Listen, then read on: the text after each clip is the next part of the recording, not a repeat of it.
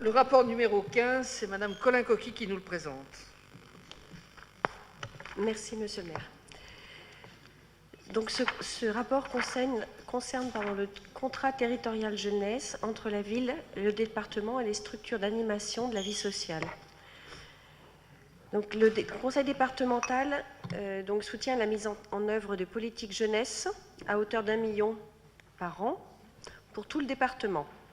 Depuis 2016, le département a souhaité faire évoluer son dispositif sur 3 axes prioritaires, donc grandir dans les meilleures conditions de santé physique et psychique, accéder à une pleine insertion sociale et citoyenne et s'ouvrir à toutes les découvertes et les apprentissages.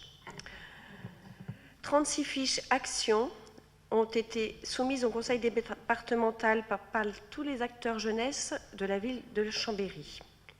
Un montant de 148 600 € a été proposé par le conseil départemental, dont 36 500 pour la ville et 112 100 pour les associations. Vous avez en annexe donc la liste des associations qui vont bénéficier de ces subventions dans le cadre du contrat territorial jeunesse. Donc je vous demande de bien vouloir retenir les conclusions suivantes. Le conseil municipal approuve le contrat territorial jeunesse, autorise le maire à signer ce contrat et dit que la recette pour la ville a été inscrite au budget 2019. Merci. Y a-t-il des questions? Monsieur Fageau. Comme à chaque fois qu'on a ce type de rapport, je le redis, ce serait intéressant quand même d'avoir une évaluation du précédent contrat. Alors, on n'a aucune évaluation.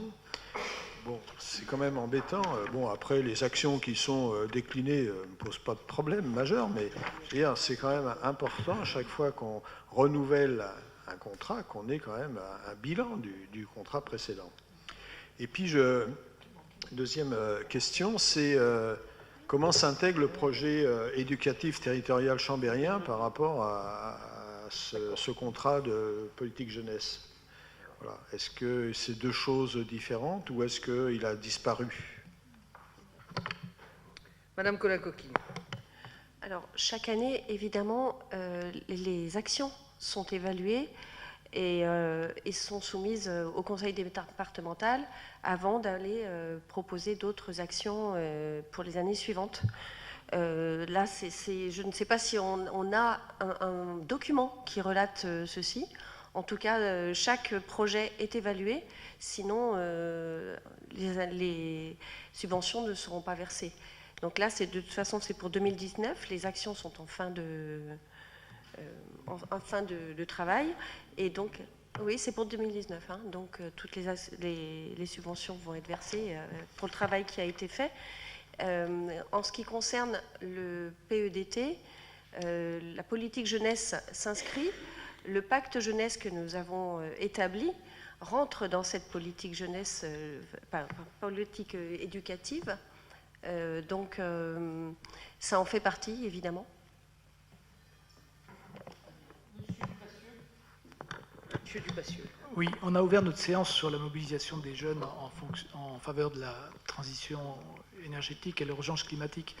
Je pense que ce serait bien dans un contrat comme celui-là qu'il y ait quelque chose qui ressemble à une bourse jeune ou un appel à projet sur cette thématique de l'urgence climatique de façon à encourager et accompagner les jeunes dans ces actions. Donc les thèmes qui sont proposés ont été proposés par le conseil départemental. Donc là, nous, on a proposé des fiches actions. Donc ce ne sont pas nous, ce n'est pas la ville qui a été faire l'appel à projet, c'est le département. Dans les bourses jeunes qui sont proposées par le département, il y a beaucoup de bourses de solidarité internationale et humanitaire. Effectivement, pour l'instant, l'environnement n'est pas encore considéré comme un des axes de proposition. La ville, nous, on a aussi une bourse jeune qui est proposée. Nous n'avons pas de thème spécifique sur ces bourses jeunes non plus, mais ça peut être envisagé pour le futur. C'est une très bonne proposition. Merci. En tout cas, on peut relayer la demande vis-à-vis du département.